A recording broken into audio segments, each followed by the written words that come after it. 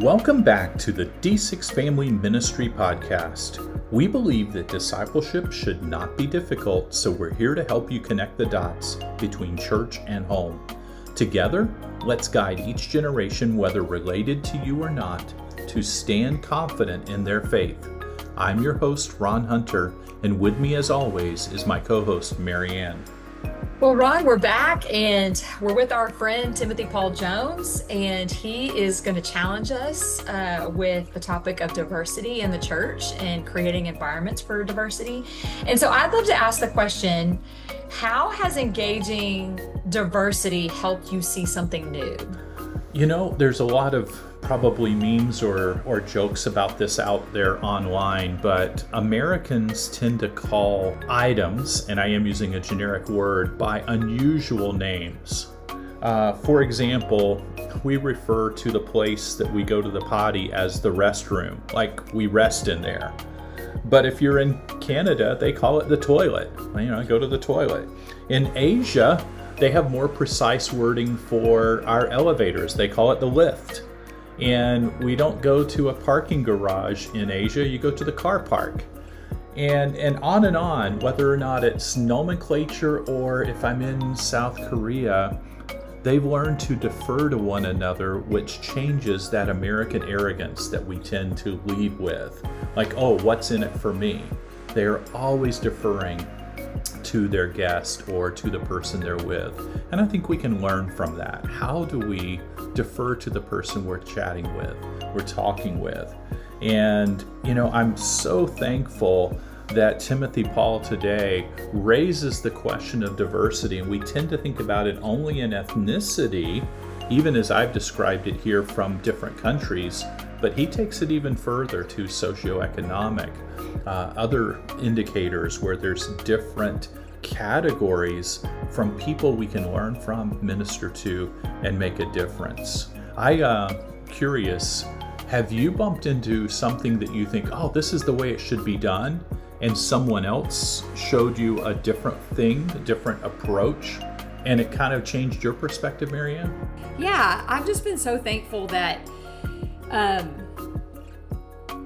it was said to me at a young age, Marianne, don't surround yourself with people who look like you and think like you.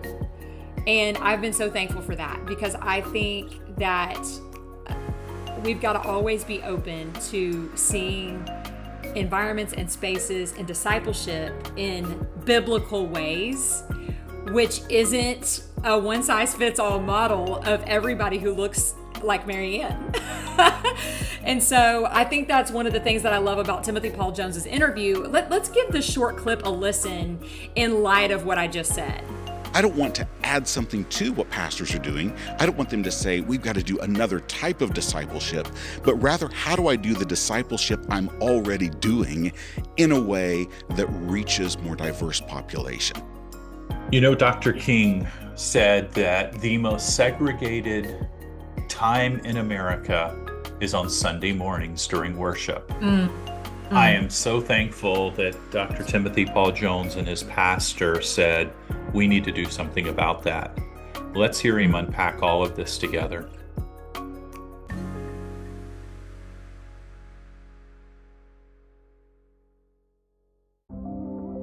Are you feeling overwhelmed as a parent or burnt out in ministry?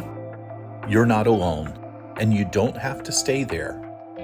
D6 Conference 2026 is coming to Nashville and Seattle to offer fresh hope and practical help for every season of life. Whether you're navigating parenting, leading in ministry, or just trying to stay afloat, you're going to hear from leading experts in discipleship, marriage, leadership, parenting, children's ministry, student ministry, and more. Walk away with practical tools, renewed purpose, and spiritual rest you've been craving. To learn more, visit d6conference.com or click the link in the description below. Today's guest is Timothy Paul Jones. Timothy is a husband, father, pastor, professor, and best-selling author of Family Ministry Field Guide and Why Should I Trust the Bible? He teaches apologetics at the Southern Baptist Theological Seminary and serves as a teaching pastor at Sojourn Church Midtown, a multi-ethnic congregation in urban Louisville. Each session with Timothy is deeply grounded in academic research, yet presented with the practical simplicity of a pastor and the compassion of a father. Looking forward to our conversation today. Thanks for being here.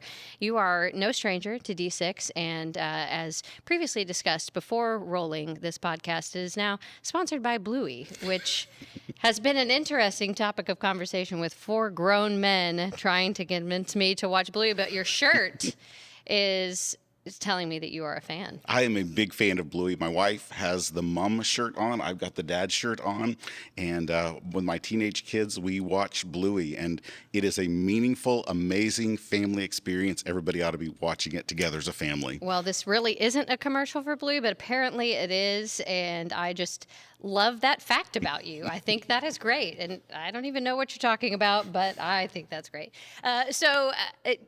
Part of the description of your church is that it's multi-ethnic. And I think that most pastors would love to see diversity in their congregations. But what does that even look like? How does that even happen? One of the things to remember is diversity is going to look different in every context. And so that's one of the challenges in this is some pastors feel this guilt of thinking my church can't be diverse in this way that this church is, instead of asking how could my church be diverse? And so there are different diversities in different contexts. And so one of the things that Jamal Williams and I talk about in our book, In Church as It Is in Heaven, is multi-ethnic, but also multi-generational and multi-socioeconomic. And so what we really want to be thinking of is what are the areas where we could be reaching people, as in people are in our neighborhood that are different from the dominant culture or the dominant perspective of our church who aren't here, and why aren't they here, and how do we remove those barriers? Now, I think that every church should strive to be socioeconomically, ethnically, and generationally diverse, but that's going to look different in each context. For one church, it might mean being, as our church is, a church that is African American, Latino, Korean, and Anglo all together in the same congregation. That might be how it looks, but there's other ways it can look. Another way it could look is you could be partnered with another church of a different dominant ethnic demographic from your church. Or it may mean you recognize, wow, everybody in our church is 20 and 30 years old. Why do we not have people who are older and we need those people? How do we break down those barriers? It may be you recognize everybody in your church is making $100,000 a year or more and there's nobody that isn't. How do we break down those barriers? So the question is not how do we become like Sojourn Church Midtown or how do we become like that church down the street? The question is how can you seek authentic diversity in the place where you actually are? Well, isn't it true that typically a church reflects its leadership? When you look around, you have a young pastor, you're going to attract young families typically, right? And an older pastor, so on and so forth. So how can you attract the other, right? Like how can a young pastor make sure that they are an inviting place for the older generation and, adding to those diversities like you talked about? One of the things that I think is helpful to think in terms of is to determine who could be here, who isn't, and ask some people from that demographic or that people group, come visit our church and tell us what is it that doesn't feel like you could be here? And have people who will be brutally honest, really honest with you. And so in terms of that young pastor who's wanting to attract some older people to the church, one of the things that young pastor needs to do is ask, why aren't these people here? And you need people to be honest with you. It could be, and I've actually seen churches where this is the case, where they are structured in such a way physically, like the physical structure is such that an older person can't get into the church comfortably. And they aren't aware of that. They simply are not aware of that. But also there are probably, if your church is ethnically homogenous and everybody is pretty much the same that way, there are probably things that you're doing that may not feel comfortable to everybody, but you don't know those things. So one of the things to do is to determine What are those areas and places where we are not welcoming? Every church almost thinks they're welcoming. They think we are welcoming to everybody. And yet if you have somebody step in and really look at what you're doing, you find out, ooh, maybe we aren't as welcoming as we thought we were. And so that's one of the things. The other thing I would say is a pastor should not, even in a smaller congregation, perceive himself as just a solo leader. There should be people you're raising up who can reach people you can't. And that's one of the other things is who in my church, they may not become a pastor or elder or something like that, but who in my church could I raise up as a leader who could be able to connect me with people who aren't like myself or help me to see my blind spots. Yeah. And those are some really important things that take effort, but they're really important for you to be able to do. That's really great, except the fact that I'm sitting here thinking, I know all of the things that are on a pastor's plate. And it's like, now you're going to add another thing. You know what I mean? Like something else to consider. So I guess my question really is this worth striving for? And I would say, obviously, I believe it's worth striving for, but I would want us to recontextualize that question by recognizing it's not something additional. It is rather a richer and deeper way of doing what you're already doing. So I don't want to add something to what pastors are doing. I don't want them to say, we've got to do another type of discipleship, but rather, how do I do the discipleship I'm already doing in a way that reaches more diverse populations? And that's what we need to think in terms of, in other words, take what you're already doing and make it do more than it did before. And that's a really important part of this. Now, the reason I do think it is a priority worth prioritizing is because of what it lets us know in Revelation. So Revelation chapter 5, one of the really important things, and it repeats this elsewhere in Revelation, where every tribe, tongue, and nation being part of that eschatological experience that John is envisioning here of seeing all these people gathered together. But here's the thing, that's in the future. That's God gathering his people in the future. But one of the things that in those texts is supposed to awaken within us is a desire to see in small ways here what we will experience in its fullness there. So in the same way that, for example, we strive for holiness here, we know that we're not going to achieve perfect holiness here. But we strive for it, knowing that someday God will make us perfectly holy in the future. In the same way, when we look at our churches, what we want to have is a diversity here that is imperfect. It's imperfect. It's not, there's so many factors limiting it, and it's imperfect. But even though it is imperfect here, we are practicing it, and we are looking forward to when it will be perfect in the future. And so I want us to be thinking in terms of we strive for imperfect diversity here, just as we strive for imperfect holiness here. But we do it with confidence God will do it perfectly in the future. And that gives us that gospel assurance that God's perspective on us doesn't depend on us getting this perfectly right. Rather, when we lean into diversity in the church, this is not a goal that we achieve, it's a gift that we receive.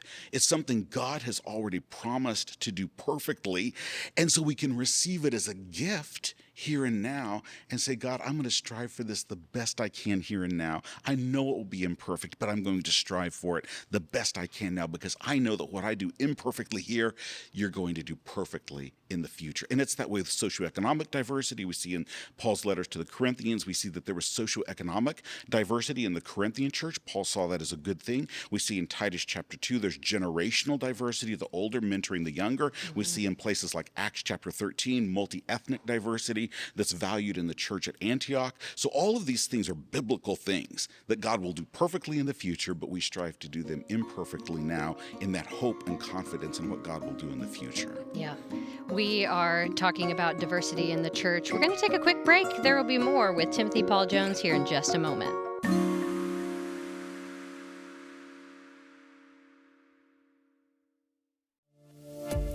If you're listening to this podcast, chances are you know the power of generational discipleship.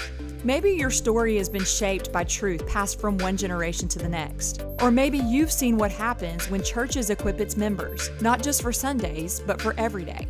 D6 is on a mission to help families and churches walk together. As a nonprofit ministry, everything we do is focused on one thing: generational discipleship. And now we're inviting you to be a part of our story. When you become a D6 hero, you're not just donating money. You're helping pastors lead with clarity, Parents disciple with confidence, and kids grow up rooted in truth. To give and to help close the generational discipleship gap and to see lives changed, visit d6hero.com or click the link in the description below.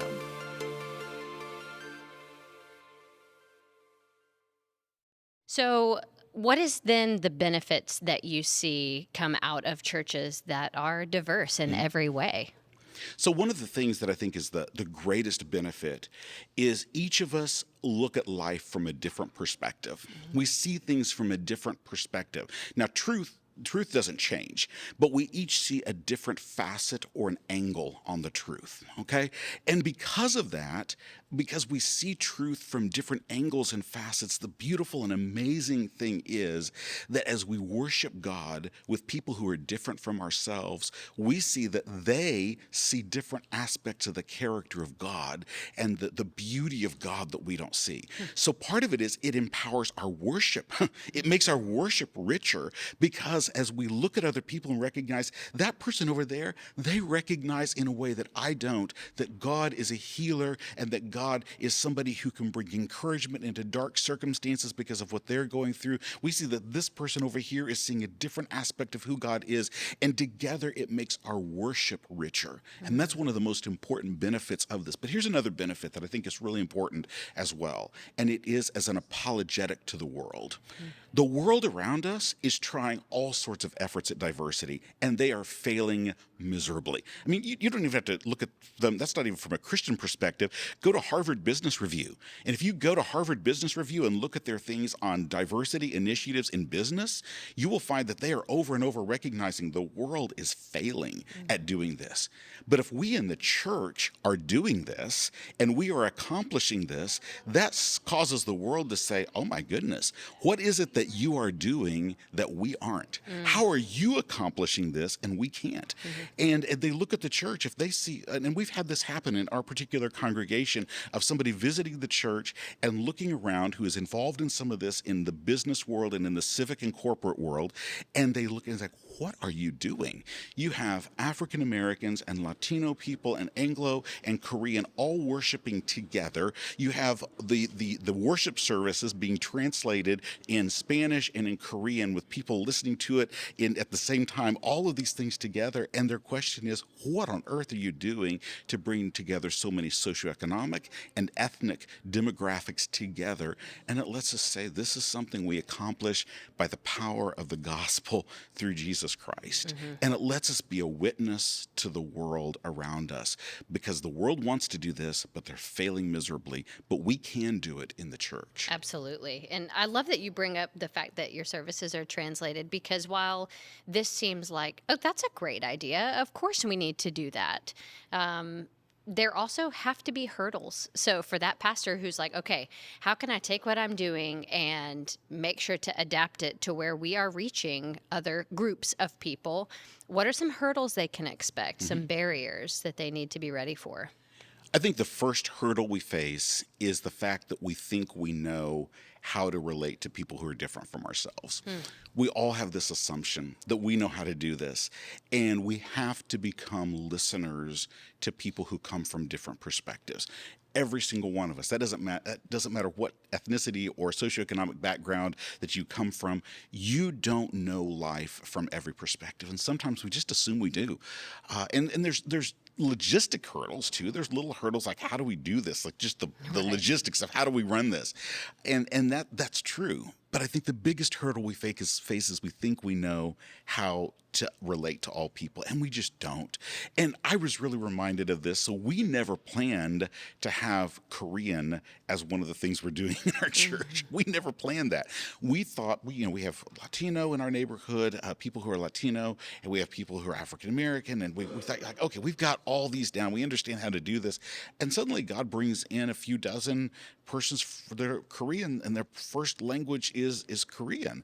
And with that, was, oh my goodness, this is a whole different thing that I didn't understand, and I had to become a learner in that. And so I would say one of the things is we have to be open to where God leads, not where we're planning things to go. The diversity God opens the door for may be different than what somebody else, what you thought it was going to be.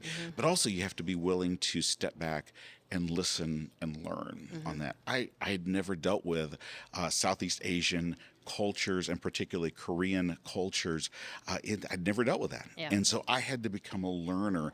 Our senior pastor, Jamal Williams, he had to become a learner in a way that he hadn't before. And all of us have to do that. And that's the biggest hurdle, is willing to become a learner from somebody else who may be different from yourself. Do you think that a church that when someone walks in and they see diversity represented in every way that you have described, that they feel more like, oh, this could be a place for me, even though they might not look like somebody else there, or might not live like somebody else there? Is that an appropriate assumption to make? It is in general. I think people do. There's people who come in and they realize, oh, I'm not the only one like me in this church. That's one of the advantages of that. Now, I will say there are some people who come in and they actually feel this is scary because and we have to be honest about this. I'm not saying this is good or right, obviously, but we need to be upfront and honest. And we need, with those people, here's what's easy to do, is just to dismiss those people. Oh, you're backwards, or you're this. But to rather work even with those people too. The people who this feels uncomfortable to them, to recognize that in most cases, these are people who love Jesus, who just haven't had a certain set of experiences. And we don't need to look down on them. We don't need to belittle them. We need to take them arm in arm and walk beside them and say, look, this is what the kingdom of heaven looks like, and how can we help you move into this? And so I think there can be an arrogance that really bothers me, that I see sometimes when people are striving toward multi-ethnic church, that person who does feel uncomfortable with it, that they're looked down on instead of taking them. That's part of discipleship, discipling them toward a diverse life in love and in grace, knowing that the same gospel that makes diversity possible is a gospel that can work in them to make them able to do this and to love them in that way. Yeah. What resources would you encourage pastors, church leaders to look at, and if they're considering, okay, we need to make sure that we are a diverse congregation in every way? So I would say my own book. Plug your book. Go I guess ahead. I need to do that because I really do believe it is a good resource. So Jamal Williams, one of the other pastors at Sojourn Church Midtown, and I have written a book called In Church as It Is in Heaven. And it really is just recounting how we've done this in our church, in church as it is in heaven. And we're really upfront about the failures as well as the successes in what we have done. And there have been both. There have been some miserable failures that we have faced in this, as well as some things that have been beautiful and good. So In Church as It Is in Heaven. Another book is Jarvis Williams and Curtis Woods have written a book called Gospel in Color. And it is a really good initial one. And there's a parent version and a kid's version of it. And so it's a really good one to put in your family ministry to help people work through just the initial thought of multicultural, multi-ethnic church in that Gospel in Color by Jarvis Williams and Curtis Woods. If somebody wants to dig in a little bit more to the sociological part of it and some things like that, there's a couple of books by Tony Evans, One Blood by Tony Evans, as well as the more sociological side of it, George Yancey, Beyond Racial Division. All those are really good resources that are biblically grounded, that give a truly Christian solution to some of these issues, and that will help people think through these issues. All right. Well, thank you so much for your time today and sharing this with us. As always, it's good to have you. Great to be with you. Thank you.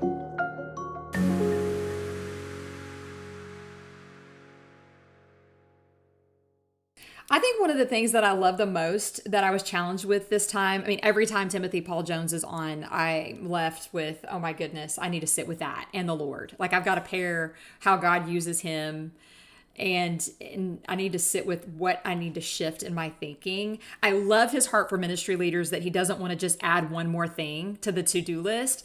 Discipleship is always moving forward. And so it's always, we're tweaking our approach as we go, as God reveals to us through his word.